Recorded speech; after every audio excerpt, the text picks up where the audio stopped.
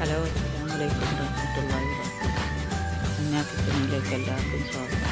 ഇനി ഞാനിവിടെ ഉണ്ടാക്കാൻ പോകുന്നത് അരിപ്പൊടിയും സവാളയും വെച്ചിട്ട് ഉണ്ടാക്കുന്ന ഒരു റെസിപ്പിയാണ്. ഈ റെസിപ്പിയിലേക്ക് പോകുന്നതിന് മുൻപ് ഈ ചാനൽ ആദ്യമായി കാണുന്ന കൂട്ടുകാരാണെങ്കിൽ ഒന്ന് സബ്സ്ക്രൈബ് ചെയ്ത് സപ്പോർട്ട് ചെയ്യണം. തൊട്ടടുത്തുള്ള ബെല്ലൈക്കൺ എന്നുള്ളത് ഒന്ന് പ്രസ് ചെയ്യണം. അപ്പോൾ ഞാനിടുന്ന വീഡിയോ നോട്ടിഫിക്കേഷനായി ലഭിക്കുന്നതാണ്. എന്നാൽ നമുക്ക് വീഡിയോയിലേക്ക് പോയാലോ. 500 ml കപ്പിൽ 1 കപ്പ് പൊടിയാണ് എടുത്തത്. അതിലേക്ക് 1/2 ടീസ്പൂൺ ഉപ്പും ഇട്ട് കൊടുത്തു. 1 ടീസ്പൂൺ മഞ്ഞൾപ്പൊടിയും അതിലേക്ക് ചേർത്ത് കൊടുത്തിട്ടാ. നേരത്തെ കട്ട് ചെയ്ത് മാറ്റി വെച്ച 3 ചെറിയ സവാള പൊടിയായി അരിഞ്ഞ് അത് ഇതിലേക്ക് ഇട്ട് കൊടുത്തിട്ടാ. 2 തണ്ട് കറിവേപ്പിലയും അതും ചെറുതായി കട്ട് ചെയ്ത് അതും ഇതിലേക്ക് ഇട്ട് കൊടുത്തു. എല്ലാം കൂടി ഒന്ന് ഞെരടി യോജിപ്പിച്ച് കൊടുത്തു. കട്ട് ചെയ്ത സവാള ഒന്ന് വേറിട്ട് കിട്ടാനാണ് ഇങ്ങനെ ചെയ്തത്. ഈ പൊടി കുഴച്ചെടുക്കുന്നത് ചുടുവെള്ളം ഒഴിച്ചിട്ടാണ് നല്ല തിളച്ച വെള്ളം ഒഴിച്ച് പൊടി കുഴച്ചെടുത്താൽ നല്ല സോഫ്റ്റായി കിട്ടും. എനിക്ക് സമയമില്ലാത്തത് കൊണ്ട് ഞാനൊരു മീഡിയം ചൂടിലുള്ള വെള്ളമാണ് ഇതിലേക്ക് ഒഴിച്ച് കൊടുത്ത് പൊടി കുഴച്ചെടുത്തത് എന്നിട്ട് ഒരു 10 മിനിറ്റ് സമയം അത് ഒന്ന് സോഫ്റ്റ് ആവാൻ വേണ്ടി മാറ്റി വെച്ചു. ഈ പൊടി കൊണ്ട് എനിക്ക് കിട്ടിയത് 7 ബോൾസാണ് ഈ സമയം കൊണ്ട് കറി തയ്യാറാക്കാം.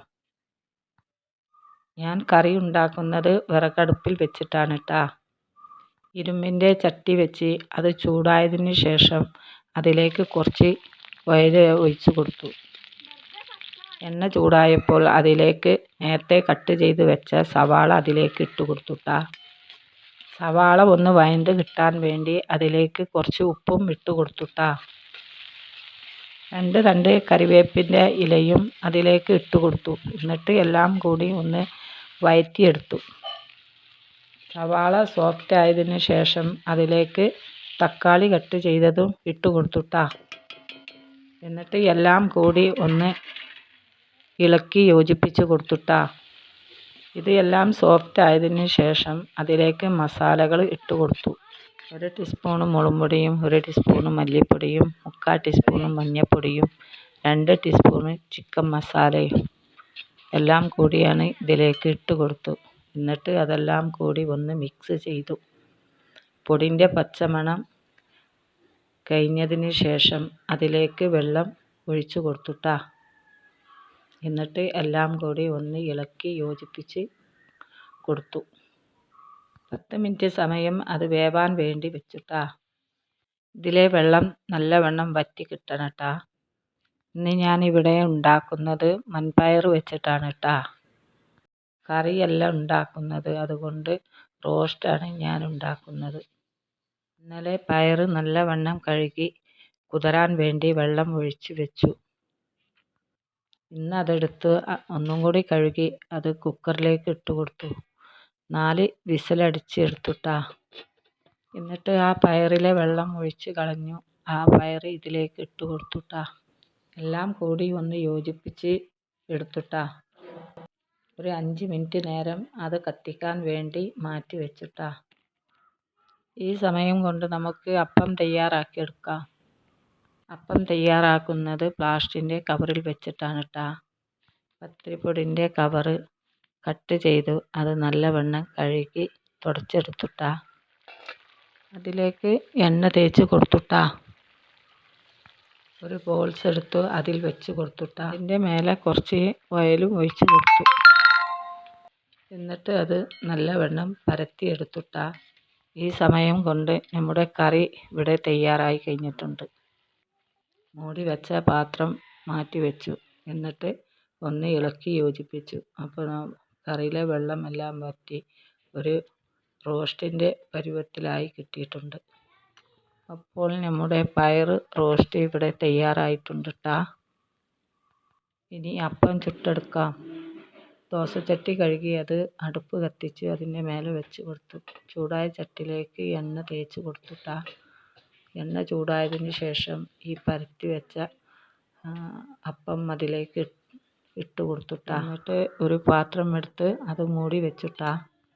അത് കുക്കാവുമ്പോഴേക്കും നമുക്ക് അടുത്ത അപ്പം ഉണ്ടാക്കാം. ആദ്യം ചെയ്തതുപോലെ വീണ്ടും ബോൾസ് എടുത്തു അത് നല്ലവണ്ണം പരത്തി വെച്ചിട്ടുണ്ട് ട്ടാ. 2-3 മിനിറ്റ് കഴിഞ്ഞപ്പോൾ അപ്പം ഒരു ഭാഗം കുക്കായിട്ടുണ്ട്.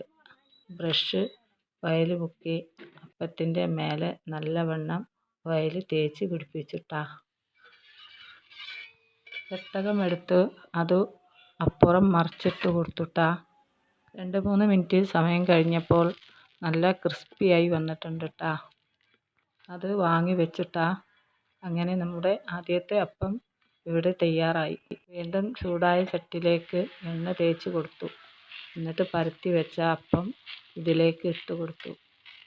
എന്നിട്ട് ഒന്ന് കൈ വെച്ച് നല്ലവണ്ണം ഒന്ന് പരത്തിയെടുത്തുട്ടാ. അപ്പത്തിൻ്റെ ഷേഡ് ഒന്ന് കട്ടി ഉണ്ടായിരുന്നു, അതുകൊണ്ടാണ് കട്ടി കുറച്ച് കൊടുത്തത് ട്ടാ. എന്നിട്ട് ഒരു പാത്രം എടുത്ത് മൂടി വെച്ചു. വീണ്ടും പേപ്പറിൽ ഓയിൽ തേച്ച് ഒരു ബോൾസ് എടുത്തു ഇതുപോലെ പരത്തി അപ്പാക്കി വെച്ചിട്ടുണ്ട് ട്ടാ. കുറച്ച് സമയം കഴിഞ്ഞ് മൂടി വെച്ച പാത്രം എടുത്ത് മാറ്റി വെച്ചു. അപ്പോഴേക്കും ഒരു ഭാഗം നല്ലവണ്ണം കുക്കായി വന്നിട്ടുണ്ട്. അതിൻ്റെ മേലെ ബ്രഷ് എടുത്ത് ഓയിൽ മുക്കി എല്ലാ ഭാഗവും തേച്ച് പിടിപ്പിച്ചിട്ടാ. ചട്ടകമെടുത്ത് അത് മറച്ചിട്ട് കൊടുത്തുട്ടാ. 2-3 മിനിറ്റ് നേരം കഴിഞ്ഞപ്പോൾ അതിൻ്റെ മറുവശം കുക്കായി വന്നിട്ടുണ്ടായിരുന്നു. ആ അപ്പം കൂടി എടുത്തു വാങ്ങി വെച്ചിട്ടാ. വീണ്ടും പേപ്പറിൽ ഓയിൽ തേച്ച് ഒരു ബോൾസ് എടുത്തു അതിൻ്റെ മേലെ കുറച്ച് ഓയിൽ തേച്ച് കൊടുത്തു. എന്നിട്ട് കൈ വെച്ച് നല്ലവണ്ണം പരത്തിയെടുത്തുട്ടാ. ചൂടായ ചട്ടിയിൽ എണ്ണ തേച്ചു ആ അപ്പം കൂടി ഇതിൻ്റെ മേലെ ഇട്ട് കൊടുത്തുട്ടാ. എന്നിട്ട് പാത്രം എടുത്തു മൂടി വെച്ചു. 2-3 മിനിറ്റ് നേരം അത് കുക്കായി വരട്ടെ. ഇതുപോലെ ഓരോ ബോൾസും തയ്യാറാക്കിയെടുക്കുന്നുണ്ട് ട്ടാ. കുട്ടികൾക്ക് 3 സ്കൂളിൽ പോവാൻ സമയമായി. അപ്പോൾ കുക്കായി വരുന്ന അപ്പം ഓരോരുത്തർക്കും കൊടുത്തു. മൂത്ത മകൾക്ക് ഭക്ഷണം കൊണ്ടുപോവണ്ട ട്ടാ. അവൾക്ക് ഉച്ചവരെയും ക്ലാസ് ഉള്ളൂ. മറ്റ് 2 കുട്ടികൾക്കും ഉച്ചഭക്ഷണം ടിഫിൻ ബോക്സിലാക്കി കൊടുക്കണം. കുക്കായി വരുന്ന ഓരോ കടികളും ടിഫിൻ ബോക്സിലേക്ക് ഇട്ടു കൊടുത്തുട്ടാ. ഇപ്പോൾ സമയം 10 മണിയായിട്ടുണ്ട് ട്ടാ. രണ്ടാമത്തെ മകൾക്ക് സമയം വൈകിയിട്ടുണ്ട്. അത് കാരണം ഉപ്പാൻ്റെ കൂടെ പോവാൻ അവളും ഉപ്പാനെ കാത്തു നിൽക്കുകയാണ്. കുക്കായി വരുന്ന ഓരോ അപ്പം അവരെ 2 ബോക്സിലേക്ക് ഓരോന്നായി വെച്ച് കൊടുത്തുട്ടാ. ഈ റെസിപ്പി നിങ്ങൾ ചെയ്യുമ്പോൾ 1 കപ്പ് അരിപ്പൊടി എടുക്കുന്നുണ്ടെങ്കിൽ 1/2 കപ്പ് മൈദപ്പൊടിയും ചേർത്ത് കൊടുക്കണം ട്ടാ. എൻ്റെ കയ്യിൽ മൈദപ്പൊടി ഇല്ലാത്തത് കൊണ്ടാണ് അരിപ്പൊടി കൊണ്ട് മാത്രം ചെയ്തത്. ഈ റെസിപ്പി നിങ്ങൾ ചെയ്ത് നോക്കി കമൻറ്റിലൂടെ ഇതിൻ്റെ ഫീഡ്ബാക്ക് എഴുതി അറിയിക്കാൻ മടിക്കരുത്. നമ്മുടെ വീഡിയോ ഇവിടെ വൈൻഡപ്പ് ചെയ്യാണ്. അസ്സലാമു അലൈക്കും.